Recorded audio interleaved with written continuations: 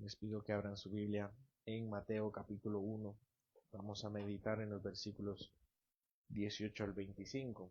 Y yo quiero iniciar notando que Mateo, si ustedes se dan cuenta, el libro de Mateo no inicia propiamente con una escena tierna, tampoco inicia con un milagro, como si lo hace el libro de Lucas o el libro de Marcos, o incluso el libro de Juan.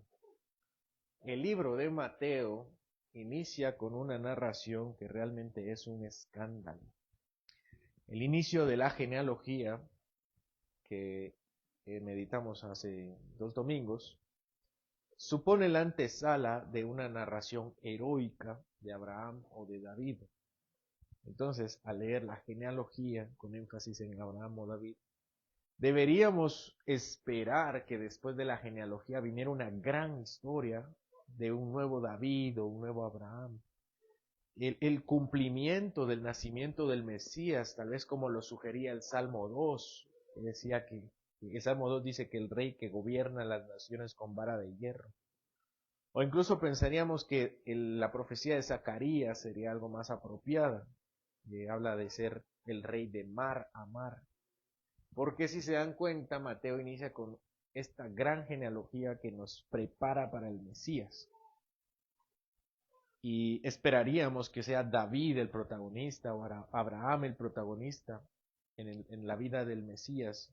Pero para nada, Mateo inicia con la honra pública del Mesías. De hecho, una mala honra al Mesías y una sospecha moral, una vergüenza social. Pero todo es necesario para hacernos ver qué clase de Mesías es realmente la que dibujaba todo el Antiguo Testamento. No solo una parte, como muchos de los judíos esperaban, sino todo el Antiguo Testamento. Por eso la narrativa del Evangelio inicia con esta clase de historia. Veamos el versículo 18, dice, el nacimiento de Jesucristo fue así. Estando desposada María su madre con José, antes que se juntasen, sea yo que había concebido del Espíritu Santo. No sé cuántos de ustedes han leído los evangelios, pero Marcos y Juan no narran el nacimiento del Señor. Marcos inicia con su ministerio y Juan con una declaración de teología. Y Lucas sí lo hace. Lucas inicia el nacimiento también, pero lo hace desde una perspectiva un poquito más solemne. Pero eso no pasa con Mateo. Mateo es directo. Dice, el nacimiento de Jesucristo fue así. Esta es la primera declaración importante. El nacimiento de Jesús, el Cristo, fue así. El nacimiento de Jesús, el Mesías, fue así. No dice solamente que el nacimiento de Jesús, dice el nacimiento del Cristo, del Mesías. María es madre de Jesucristo, dice nuestro texto, y estaba desposada con José.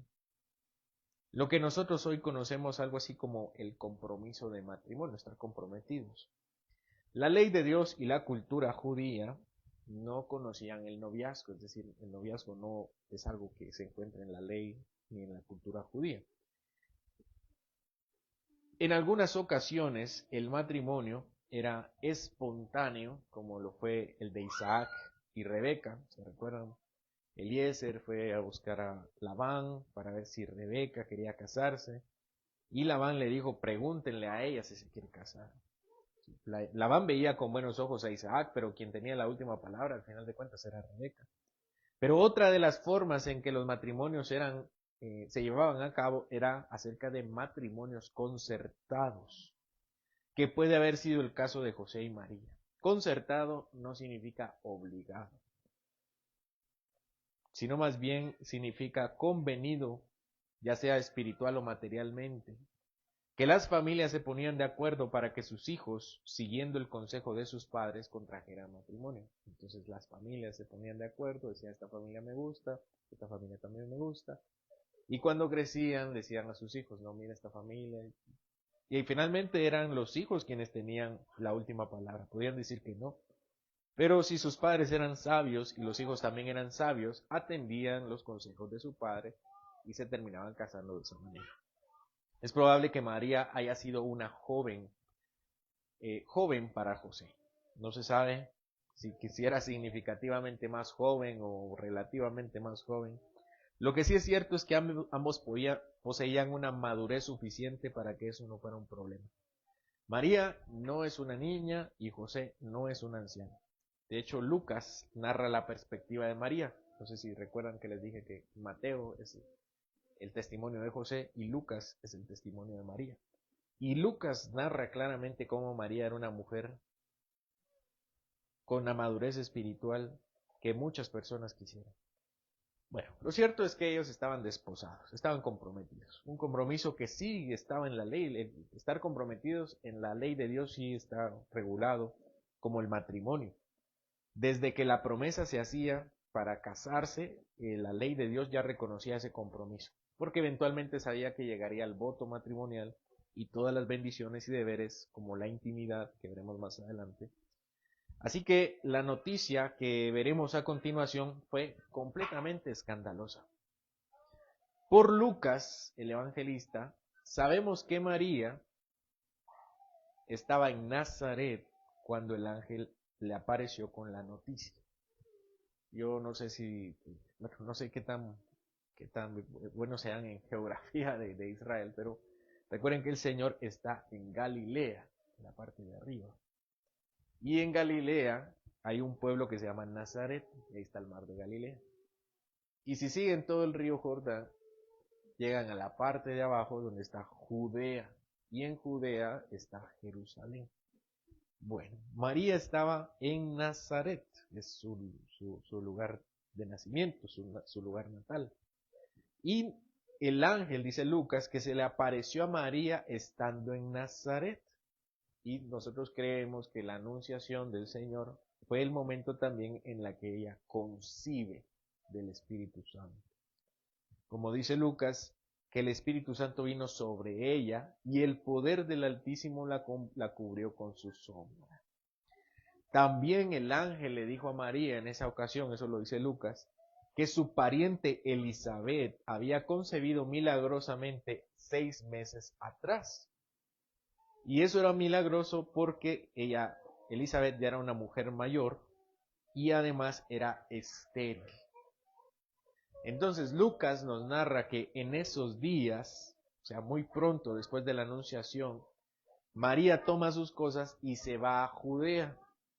Elizabeth vivía en las montañas de Judea, de Judá, cerca de Jerusalén, porque el esposo de Elizabeth, que se llamaba Zacarías, era sacerdote. Y ese año le tocó ser sumo sacerdote y fue donde se quedó mudo. ¿Y se recuerdan de la historia de Juan el Bautista? Bueno, entonces seguramente recientemente ya había dejado su oficio y había regresado, o tal vez seguía en Jerusalén, pero lo cierto es que Elizabeth estaba en su casa, en Judea, en las montañas, no estaba en Jerusalén. Y llegó María. Y María, bueno, Lucas nos lo dice, ¿no? Que se encuentran y en su vientre, y Elizabeth la bendice. Bueno, les recomiendo que lean Lucas. Pero lo que quiero resaltar aquí es que María estuvo con Elizabeth, confirmando la noticia que el ángel le había dicho, ¿no? Que estaba embarazada ella, y ahora María también estaba embarazada. Y con la noticia estuvo con Elizabeth 3 meses. Y dice Lucas que regresa a Nazaret. Entonces, cuando María regresa a Nazaret, por lo menos tenía 3 meses de embarazo o más. Mateo nos dice que se halló que había concebido del Espíritu Santo. ¿A qué creen que se refiere cuando Mateo dice que se halló que había concebido del Espíritu Santo? Bueno, aquí lo que Mateo trata de decir es que la gente se dio cuenta que estaba embarazada. Y el comentario del Espíritu Santo es para nosotros, ¿verdad? La Iglesia Católica Romana dice que María vivió un embarazo y un parto sin malestar. Un embarazo sin malestar y un parto sin dolor. Porque supuestamente María fue prevenida del pecado original, según la doctrina de la Inmaculada Concepción. Pero pues la Biblia no menciona nada de esto, creo que nosotros ya lo platicamos porque creemos que esto no es bíblico. Así que, suponiendo que María tuvo un embarazo normal, regular, al regresar de esos 3 meses de la casa de Zacarías y de Elizabeth, tendría por lo menos los síntomas no sistémicos, se dice, al de los 3 meses. ¿Cuáles son? Náuseas, vómitos, sensibilidad a olores, fatiga, somnolencia, sensibilidad mamaria, cambios en los estados de ánimo, aumento en la frecuencia urinaria, estreñimiento, mareo, cambios de apetito. ¿Cuántos tenía María? Me imagino que tendrá pocos o incluso todos. Finalmente, María también cargaba con la condena de Eva. Con dolor tendrás a tus hijos. Así que seguramente ya tenía también los síntomas del embarazo. Si ya atravesaba, entonces yo creo, me parece que es eso que se da cuenta la gente que está teniendo María. Todos los síntomas del embarazo. No sistémicos, porque a los 3 meses pues casi no se nota en una mujer. Pero si ya atravesaba el 4 mes, podríamos suponer que disminuyeron un poco las náuseas, pero apareció resequedad en su piel, manchas, y entonces tal vez ya su panza estaba adoptando la forma. Y la gente se dio cuenta, y José tal vez también se dio cuenta, o tal vez se lo contaron. ¿Qué pasó después? Versículo 19. José, su marido, como era justo y no quería infamarla, quiso dejarla secretamente. Vean el comentario que hace Mateo. José, su marido. No era su marido, nos acaba de decir que estaban comprometidos. Pero para la sociedad judía y delante de la ley eran virtualmente ya un matrimonio. Todavía no podían adelantarse en cohabitar, o sea, vivir bajo la misma casa y tener intimidad, pero todo lo demás ya estaba listo. José dice acá que era justo, es decir, alguien piadoso, temeroso de Dios, temeroso de la ley de Dios, y Mateo nos cuenta que él no quería infamarla. Él sabía que estaba embarazada. No sabemos en qué circunstancias se enteró José, así que no podemos juzgar a María por no explicarle o por no contarle. Porque el ángel lo que le dice es tu pariente está embarazada también, entonces lo primero que hace es ir con ella. Y al regresar no sabemos cómo se da cuenta. No podemos juzgar ni a José por no buscar explicaciones. Finalmente ella estaba embarazada y él sabía que él no era el padre de la criatura. Y mientras más rápido actuara, mejor. Entonces lo que pensó fue dejarla. Pues ¿cómo es esto que no, cómo esto haría que no se infamara a María? ¿Cómo es esto algo digno de un hombre justo, como dice? ¿No sería mejor que asumiera la paternidad? ¿Qué piensan ustedes? Bueno, él no podía asumir un pecado que no era suyo, eso no era correcto. Pero podía hacer uso de la ley que dice Deuteronomio 22, versículo 23, para que nos demos cuenta que José seguramente conocía la ley, por eso era un hombre piadoso. Dice Deuteronomio 22, 23, si hubiera una muchacha virgen desposada con alguno, y alguno la hallara en la ciudad y se acostare con ella, con la muchacha desposada, entonces los sacaréis a ambos a la puerta de la ciudad y los apedrearéis y morirán. La joven porque no dio voces en la ciudad y el hombre porque humilló a la mujer de su prójimo. Así quitarás el mal de en medio de ti. ¿Qué es esta ley? Bueno, José seguramente conocía esta ley. Sabía que si estando desposada ella tenía intimidad con otro varón y se hallara que ellos habían tenido intimidad, dice acá que los saquen a la ciudad, de fuera de la ciudad, y los apedreen ahí y morirán. Dice la joven porque no dio voces a la ciudad. Lo que dice acá es básicamente que si no lo hubiera consentido hubiera gritado. Eso es lo que quiere decir. Y el hombre morirá también porque humilló a la mujer de su prójimo. ¿Cómo así de su prójimo? Con quien estaba desposado. Entonces, lo que vemos acá es que hay consecuencias por el adulterio. José sabía que eso podía pasar. Pero también debemos recordar que para todo tipo de acusación, incluyendo esta que acabamos de leer en Deuteronomio 22, otra ley en Deuteronomio 19:15 establecía que cualquier acusación debía hacerse por lo menos por 2 o 3 testigos. Entonces sabía que si él denunciaba o alguien le preguntaba y él decía que no era suyo, existía una alta probabilidad que tomaran a María y la apedrearan.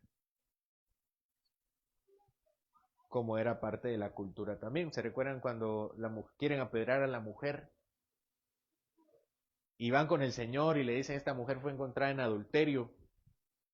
Y yo creo que nuestro Señor se acordó tal vez de su madre, ¿verdad?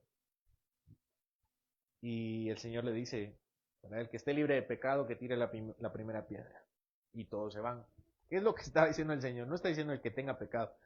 Lo que está diciendo es que alguien se tuvo que acostar con ella. Entonces, ¿quién fue? Y como seguramente la mayoría había sido, mejor se fueron. Entonces, lo que necesitaban realmente para apedrearla era a los dos. Por lo que la mejor forma de protegerla era yéndose. Así José haría también uso de la ley en Deuteronomio 24, que dice 24:1. Cuando alguno tomare mujer y se casare con ella, si no le agradare por haber hallado en ella alguna cosa indecente, le escribirá carta de divorcio y se la entregará en su mano y la despedirá de su casa. Y era así como José iba a librar. José era inteligente. Era inteligente, era un hombre piadoso. Y no era piadoso solo porque sí, era piadoso porque conocía la ley de Dios. Los hombres de Dios son llamados piadosos porque lo buscan en su ley, lo buscan en su palabra. No es solamente porque se portan bien, es porque se deleitan en la ley. Y José sabía que alguna de estas cosas iba a pasar. Entonces lo mejor que podía hacer era divorciarse, retirarse e incluso asumir con la carga moral, con la vergüenza social, aunque sabía que no era un pecado personal. Era lo mejor que podía hacer ante el pecado, entre comillas, ¿no?, de María. Ella por el supuesto adulterio y él por la deshonra. Versículo 20. Y pensando él en esto, he aquí un ángel del Señor le apareció en sueños y le dijo, José, hijo de David, no temas recibir a María tu mujer, porque lo que en ella es engendrado del Espíritu Santo es. Bueno, no sabemos qué estaba pensando José. Tal vez como darle la carta de divorcio, tal vez qué iba a pasar con María, dónde iba a ir él. Y esa noche tuvo una noche muy difícil. Mientras estaba soñando y antes que concretara exactamente su plan, un ángel de Dios se apareció en sus sueños. Probablemente Gabriel, porque a María se le apareció Gabriel. Aquí no nos dice quién es. José no dice quién se le aparece, pero puede haber sido Gabriel. Y él entra al sueño, el ángel entra al sueño de una forma sobrenatural. Y vean lo que hace José. José no tuvo un sueño acerca de un ángel, ni tampoco tuvo una visión. El ángel apareció en el sueño de José y allí le pidió que todo tipo de incertidumbre y miedos relacionados con el embarazo desconocido de María fueran calmados. Y que en lugar de separarse, se casara con María, que continúe con el matrimonio. El ángel le confirma y le dice, recibe a tu mujer. El ángel no le pide que se haga de la vista gorda del adulterio de María, más bien le aclara que no existe un adulterio, que está delante de una situación completamente extraordinaria y que no estaba regulada en la ley, porque evidentemente pues, no se puede regular eso en la ley. Y le entrega en esencia el mismo mensaje que recibió María. Esta es una concepción realizada por el Espíritu Santo. Y no hay mucho más que agregar porque esto es un hecho milagroso. Versículo 21 le explica, y dará a luz un hijo y llamará su nombre Jesús, porque él salvará a su pueblo de sus pecados. No ser el padre natural del niño también le limitaba ciertos derechos, entre ellos colocarle el nombre a su hijo adoptivo. No será José Junior o cualquiera que él le quisiera poner, porque su Padre Celestial le puso nombre. Su nombre era iba a ser, perdón, Jesús. Jesús es una forma españolizada de una palabra griega. Recordemos que el Nuevo Testamento no fue escrito en español, así que no se llamaba Jesús. En griego, como lo escribió Mateo, o como lo tenemos en los manuscritos, dice que su nombre fue Jesús. Jesús, dice los manuscritos del Nuevo Testamento. Y es casi 100% seguro que su nombre no fuera griego, sino fuera arameo, que era el idioma predominante en ese entonces. Y la forma aramea de Jesús era Yahshua, que es una forma abreviada del hebreo Yehoshua. Yehoshua en español lo decimos Josué. Eso quiere decir que Jesús es una abreviación de Josué. El nombre de Josué significa Jehová salva. Este nombre es significativo dada su tarea. Moisés fue capaz de sacar a Israel de la esclavitud de Egipto, pero incapaz de entrar con el pueblo a la tierra prometida. El Señor tuvo que establecer a Josué para llevar a su pueblo a la tierra del reposo. Pero incluso Josué, hermanos, Josué, sin embargo, fue incapaz de sacar a Egipto del corazón del pueblo. Y por eso conocemos aquel relato de Josué: ustedes hagan lo que quieran, pero yo y mi casa serviremos a Jehová. Y eso suena una declaración muy piadosa, pero es porque no podía mover el corazón del pueblo. Eran demasiado idólatras. Y esa era la tarea del nuevo José. Este nuevo José era el salvador espiritual de su pueblo. Así le dice. Su nombre es Josué, porque él salvará a su pueblo de sus pecados. Aquello que Moisés no pudo hacer ni para él mismo y Josué no pudo hacer en la tierra prometida, este nuevo Josué lo haría en su pueblo. Una tarea imposible para Moisés, imposible para Josué, imposible para los jueces y para los reyes de Israel que habían tenido hasta ese momento. 22 y 23. Todo esto aconteció para que se cumpliese lo dicho por el Señor por medio del profeta, cuando dijo: He aquí una virgen concebirá y dará a luz un hijo, y llamará su nombre Emmanuel, que traducido es Dios con nosotros. Mateo ve en este hecho, este es un comentario de Mateo. Mateo dice: bueno, esto significa, todo esto pasó para que se cumpliese una profecía de muchos años atrás. Y algunos han criticado a Mateo por ser deshonesto con esta profecía. No sé si han escuchado la controversia de esta profecía, por si alguien se topa alguna vez con esto. La profecía se encuentra en Isaías 7, ¿se recuerdan? Isaías 7:14. El tiempo de la profecía, cuando se dio esta profecía, es el reinado de Acaz en Judá. Isaías anuncia a Judá, a todo Judá, que no debe temer a sus enemigos. ¿Por qué? Porque hay una coalición entre el reino del norte, Israel, y Asiria, que está un poco más al norte, y ellos se habían confabulado para vencer a Judá. Entonces Isaías se acerca al rey Acaz y le dice a Acaz: dice Dios que le pidas una señal para confirmar que Él te protegerá. ¿Qué creen que le dijo Acaz? Acaz le dijo: Acaz, hay que tener cuidado con ser demasiado humildes. Acaz le dice: yo no voy a pedir una señal porque voy a tentar al Señor.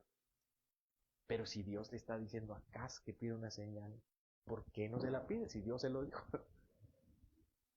Entonces, como desobedeció, igual Isaías le dijo: igual te voy a dar la señal para que te des cuenta que yo te voy a defender. Judá no iba a vencer, él lo iba a defender. Y el Señor le proveyó esa señal porque no tenía fe para pedirla. Sus ojos debían ver lo que había sido anunciado por el profeta. Y eso dice Isaías 7:14. Por tanto, el Señor mismo os dará señal. He aquí que la Virgen concebirá y dará a luz un hijo y llamarás su nombre Emmanuel. Si ustedes revisan la palabra que está allí en hebreo, no dice virgen, dice una muchacha o una doncella. Y eso critican a Mateo. Además, también si le ponemos un poco de lógica, ¿no, hermanos?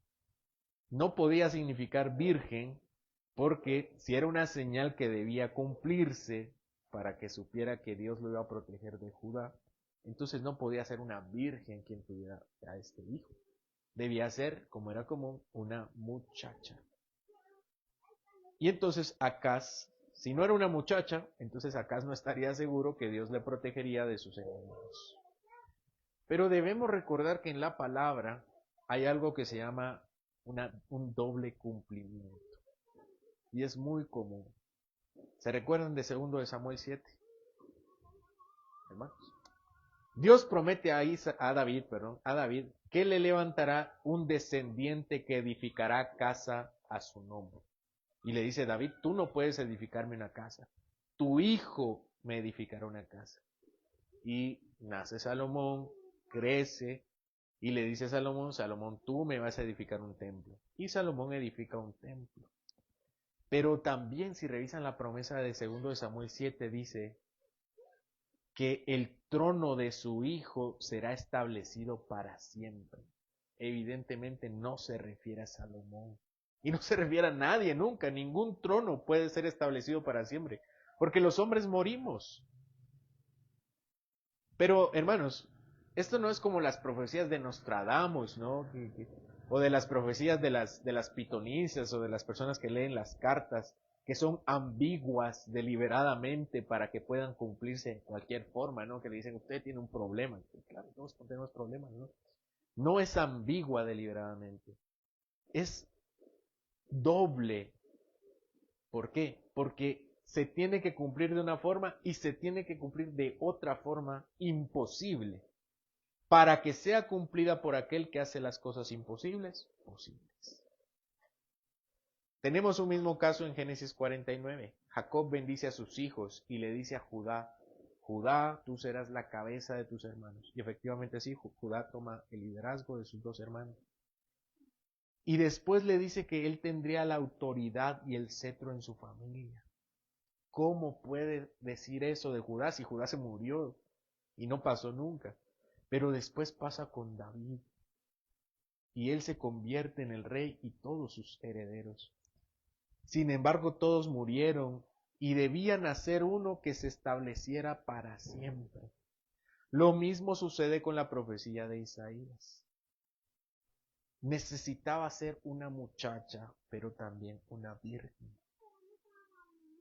Para empezar, Mateo no cambia deliberadamente la palabra muchacha por virgen, sino que usa la traducción que tiene ese momento, que es una traducción griega. Ellos tradujeron virgen y no fue Mateo, y lo hicieron porque entendieron que se llamaba, era una virgen.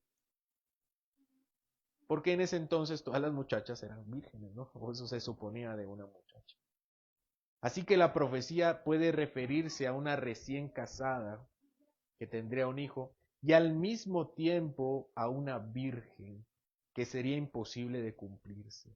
Y por eso Mateo ve en ella el cumplimiento verdadero de la profecía de Isaías. Como puede verse verdaderamente el cumplimiento de la profecía a David y verdaderamente la profecía de Jacob. Y Mateo aclara y dice, Él es Emmanuel, Dios con nosotros. Versículo 24 y 25. Y despertando José del sueño, hizo como el ángel del Señor le había mandado, y recibió a su mujer. Pero no la conoció hasta que dio a luz a su hijo primogénito y le puso por nombre Jesús. José obedece inmediatamente la orden del ángel, toma a María como su esposa, pero no la conoce hasta que nace Jesús. Es decir, no tiene intimidad con ella hasta después del nacimiento del Señor. Su obediencia demuestra su fe y el temor de Dios al mismo tiempo que protege a María y evita finalmente todo tipo de escándalo mostrando la misericordia dentro de la justicia. ¿Qué iban a hablar de María? Muchas cosas. Juan nos narra que alguna de los fariseos le sugieren que es un bastardo. Bueno, estudiamos Juan, o si ustedes estudian Juan van a ver esa ocasión donde le dicen casi que es un bastardo, porque seguramente era el rumor. Pero Mateo, al tomar a María, cubre sus pecados. En teoría, ¿no? Que sabemos que no son pecados. De esta manera, hermanos, al enfatizar que no la conoció hasta el nacimiento, Mateo subraya que fue Jesús concebido por el Espíritu Santo, cumpliendo la promesa de Emmanuel, Dios con nosotros. En este texto, hermanos, Dios nos muestra cómo Él cumple su promesa de una manera sobrenatural a través de el Emmanuel. Emmanuel no era un nombre, Emmanuel era un título. La fe obediente de José al aceptar y proteger a María revela que Dios obra por medio de humanos cuando somos dóciles a su voluntad, aun en circunstancias difíciles y socialmente complicadas. Y esto demuestra el carácter de este Mesías. Este Mesías no venía con una procesión militar para derrotar a Roma.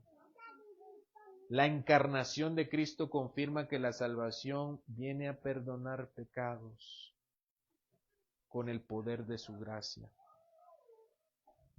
Así como José fue llamado a actuar con fe y obediencia en medio de lo imposible, también nosotros somos confrontados con el Evangelio al examinar nuestras propias vidas y nuestra disposición a confiar en Dios en medio de todo tipo de circunstancias.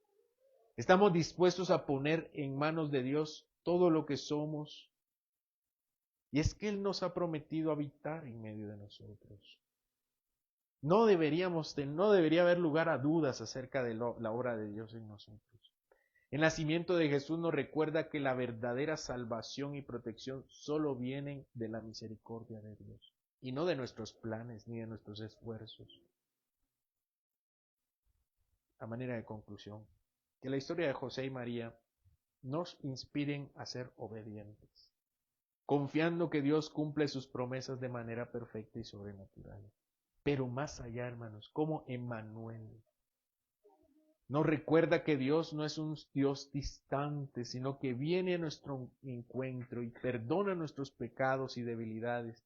Y aun el escándalo más grande en el cual podamos vivir es cubierto por su voluntad.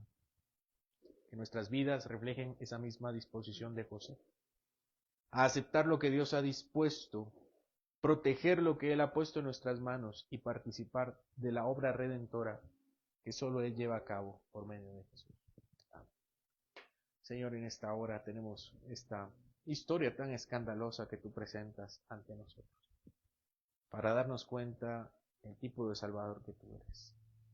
Ayúdanos, Señor, a doblegar nuestra voluntad y rendirnos ante tus planes, así como lo vemos en la vida de José, de recordar que tú estás cumpliendo tu plan en medio de nosotros, no nuestro plan, es tu plan de salvar al mundo, de traer a los hombres a ti, de habitar en medio de tu pueblo. Ayúdanos, Señor, a elevar nuestra mente más allá de nuestra concepción terrenal de la vida, sabiendo que tú estás cumpliendo todo tu propósito en todos los hombres, mucho más allá de lo que nosotros podemos entender. Y que así el milagro de la encarnación sea para nosotros algo en el cual podamos meditar constantemente, sabiendo que tu poder redentor vino a hacer aquello que era imposible, posible para nosotros, acercarnos a ti, tú acercándote a nosotros. Te ruego, Señor, que así irrumpas en nuestra historia también, que nos recuerde que eres tú el protagonista y que tú eres el personaje principal, para que podamos rendir también nuestra vida y nuestras decisiones, nuestros planes y metas para tu propósito eterno. En Cristo Jesús lo pedimos. Amén.